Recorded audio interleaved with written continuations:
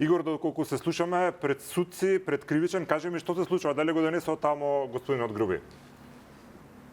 Да, видовске предмалку со комбе на затворска полиција од основното јавно обвинителство го транспортира до кривичниот суд. Некаде околу 18 часот и 30 минути заврши распитот во обвинителство, некаде после 5-6 часа распит.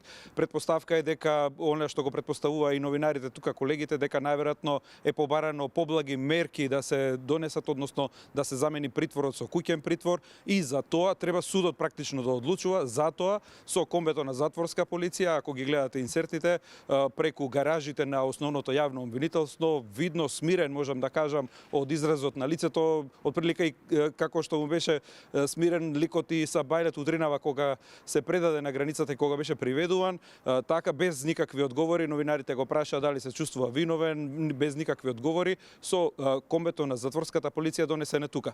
Тука сега треба да биде изнесен пред судија на претходна постапка, да се одлучува за тоа дали ќе биде пуштен на домашен притвор или од тука комбето ќе го врати назад во затворот Шуто Оризари, бидејќи него практично му е ефективен притвор, 30-дневен притвор. Остануваме да ги следиме, ова може да трае и до доктора во ноќта, но ако има некакви информации ќе побараме вклучување.